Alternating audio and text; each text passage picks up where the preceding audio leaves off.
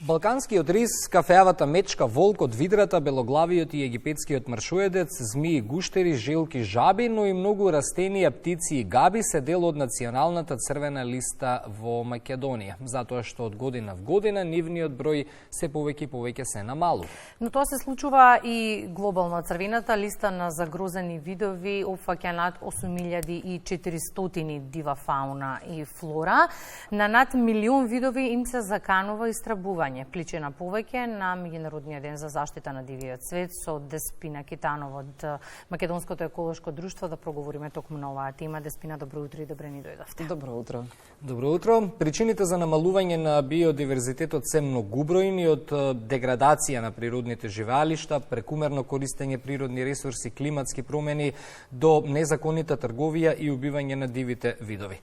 Последниот извештај за животот на планетата на Светската организација за заштита на природата ни покажува дека во последните 50 години популацијата на цицачи, птици, риби, водоземци и влекачи се намалила за дури 68%. Ова е алармантен податок. Да, алармот е кренат на највисоко, на вистина во однос на биолошката разновидност, односно присуството на видови од дивата флора, фауна, габити и така натаму. Всушност, резултатот на овој аларм е нашето човечко делување на планетата Земја. Секако дополнително со климатските промени, ние предизвикуваме некако убрзано намалување на дивиот свет, уништување на живеалишта, со нашето живење на планетата Земја, изградба на нови инфраструктура, градови, патишта, дополнително користење на ресурсите, загадување на водите, сечење на шумите, значи сето тоа предизвикува да се намалат живеалиштата на дивите видови, а од друга страна, значи со загуба на некој вид ние го кинеме синџирот на исхрана кој што е многу важен во природата. Дивите видови не живеат самостојно, изолирано, тие се во постојана интеракција едни меѓу други, исто така и ние сме во интеракција со нив, ние ги користиме нив за храна, за облека, за градежен материјал и така натаму, за простор каде всушност ние ги делуваме, односно каде живееме, дополнително да обезбедиме електрична енергија, чиста вода и така натаму. Сето ова всушност заедно со земјоделството кое што е многу интензивно во последните години доведува до се поголеми загуби на дивиот свет. Вистина се прават истражувања на светско ниво и заклучено е дека во голем пат е биолошката разновидност.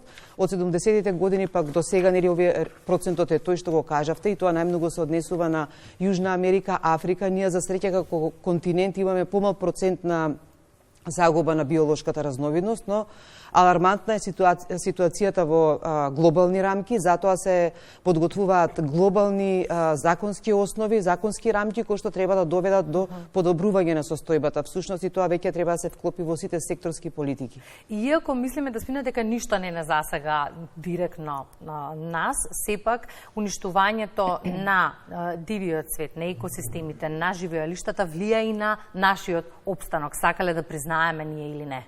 Токму така, да. Ние сме, како што кажав, ние сме нераскинлив дел од природата и ние сме животински вид на највисокото скалило. Ние ги користиме сите диви живи организми реално. Дали е тоа заради храна, рековме ради лекови, значи најголем дел од фармацевската индустрија користи природни материјали и тие се најценетите лекови. Значи мораме да ги почитуваме за да можеме да ги користиме понатаму. Понатаму зошто ние зависиме од биолошката разновидност? 14 видови, диви видови ние ги имаме препитомено како домашни животни, но се уште ги користиме и дивите животни. Да не заборавиме дека ние се рехабилитираме во природата, духовноста исто така ја поттикнуваме, ја унапредуваме заедно со природата, таму црпиме инспирација дури и за сите оние творења, а дури и за технолошкиот развој. Да речеме, вилинските кујнчиња били инспирација за да се направи хеликоптерот, птиците за да се направи авионот. Значи, ние учиме постојано од нив како всушност да си го олесниме нашиот живот, како да технолошки да се унапредиме и затоа треба да ги почитуваме законите на природата, да знаеме повеќе за овие врски, да знаеме повеќе за живите организми, како всушност да ги одржиме во една рамнотежа за да бидеме ние во хармонија со нив. Каков е впечатокот, колку во пракса се превземаат мерки за заштита на дивиот свет? Бидејќи со сите кризи кои што се соочува човештвото, некако оваа тема како да е ставена на маргините, барем така делува кај обичниот граѓанин. Токму така, иако многу години наназад, може да кажеме и векове, првиот национален парк Јелоустон бил направен во 1872 година. Нашиот национален парк Пелистер е прогласен во 1948 година.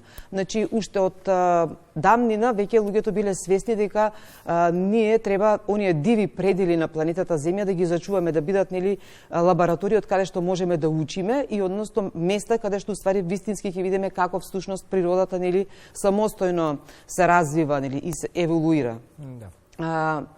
Од друга страна, направени се многу документи кои што се однесуваат на уредувањето на природата, односно користењето на природните ресурси, зачувувањето на природните вредности. Имаме црвени листи, ги спомнавте, за заштита на диви видови. Тие направени се проценки на голем дел од дивиот свет, кај што веќе имаме конкретни документи кои што ние, особено како биолози, како еколози, мораме да ги следиме, не само за да дадеме препораки за нивна заштита, дури и да се вклучат во сите оние студии за оценка на влијание врз животна средина од разноразни инфраструктурни објекти, односно активности. И затоа треба многу добро овие документи да бидат транспонирани во нашето законодавство, за да можеме релевантно да ги вклопиме во економскиот, социјалниот развој и да ги почитуваме како наше национално природно богатство.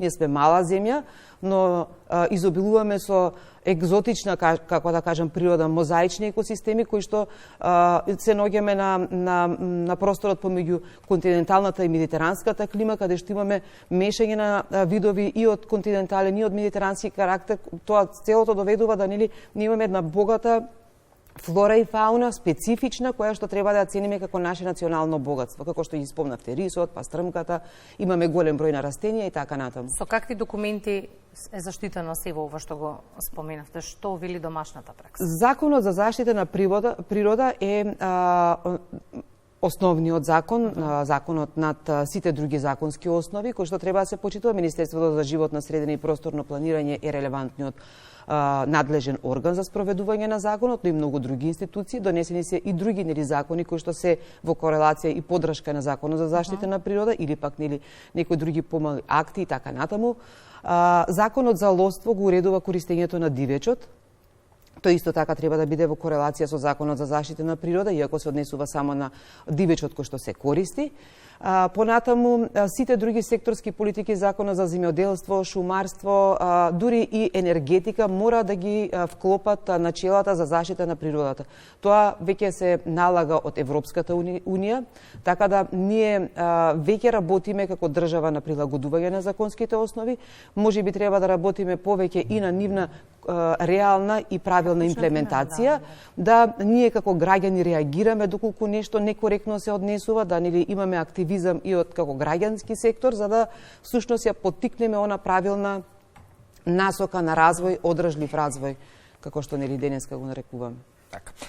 Социјалните мрежи се преплавени од фотографии кои укажуваат на нелегален лов. А ако не се согласувате со мене, може и да ме коригирате, но кога зборуваме за нелегален лов и многу човечки животи тука се ставени на коцка, бидејќи не е регулирано, сме имале многу пати инциденти несакани.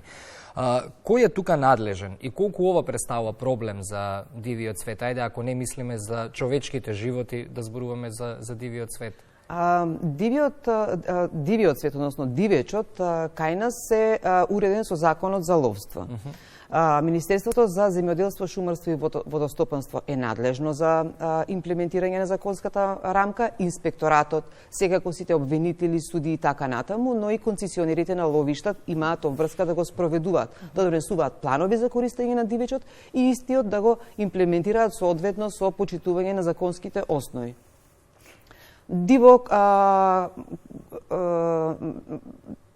Кратство, да речеме, како рековме? Ловократство, да. Ловократството е присутно насекаде, присутно е и кај нас, секако, но не би ја коментирала сега во овој момент таа тема, бидејќи задираме во некои делови каде што ни требаат повеќе информации, се спроведува законската рамка, имаме некои инциденти, но тие секако се зауздени од институциите.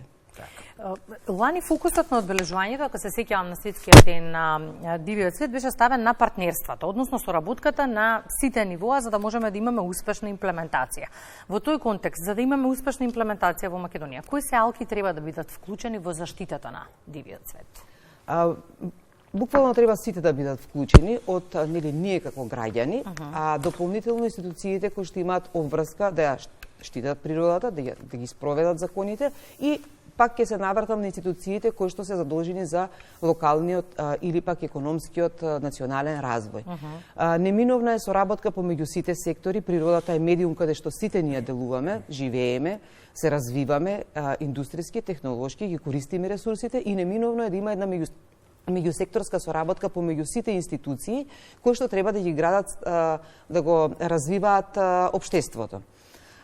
Македонското еколошко друштво работи доволно во однос на заштитата на природата, давање на насоки, коментари за унапредување на законските основи, за подобро имплементирање на законските основи, но и работиме на воспоставување на нови заштитени подрачја, каде што се трудиме ова меѓусекторска соработка да биде зајакната, да можеме да ги седнеме на маса луѓето кои што и недоволно нели ги познаваат процесите во природата, еколошките функции на екосистемите, за да можеме да дискутираме подетално зошто е потребно навистина да се почитуваат начелата на природата и зошто е потребно да ги вклопиме, особено оние кои што се диви, загрозени видови во развојните политики на државата, за да ги зачуваме и за да можеме да ги користиме како ресурс долгорочно, како што викаме. Исто така, во оваа година пак светскиот ден на дивиот свет е поврзан со дигиталната технологија, иновативни дигитални технологии во заштитата на природата. Значи, ставен е акцентот на оној технолошки развој кој што нас ни овозможува да ние подобро се едуцираме за природата. Гледавме и на видеото пред малку снимки со дронови, добри камери, значи можеме да нурнеме во длабочините на морскиот свет да разбереме какви се односите и што се случува таму. Колегите мои работат на Балканскиот рис, поставуваме фотозамки, повеќе дознаваме за ова диво животно кое што нели скришно, тајно живее во шумата и се обедуваме да го доближиме до луѓето, да го неговиот живот, начинот, неговите потреби всушност за да можеме да разбереме зошто е важно да ги цениме дивите видови. Од друга страна следиме птици, сега оваа година значи потврдивме со колегите од Бугарија, значи неминовна и она трансгранична комуникација или соработка, каде што партнерски со другите организации од Бугарија, Грција, Албанија соработуваме, разменуваме информации и всушност се потврди црниот мршојадец кој што од 2004 не беше забележан во Македонија, повремено се појавува и ние со телеметрија, односно со GPS уреди кои што се поставени на птиците или со прстенувани птици, можеме да всушност видиме каде и како се движат дивите животни, зошто тоа го прават, дали се вознемирени, дали живеалиштата се нарушени и всушност да ги вратиме за да си го заземат она алка во синџирот на исхрана. Да речеме, мршојаците се вклучени во рециклирање, да кажеме, нели, на умрените животни. Тие се хранат со изумрени животни, така да тие се чистачите на нашата територија. Ние треба да го знаеме ова за да всушност и цениме зошто треба да имаме вакви диви видови. И за крај, која е пораката која што сакате да ја пратите до гледачите, мајки предвид дека сите сме релевантен фактор и подеднакво треба да бидеме вклучени во заштита на целосната животна средина?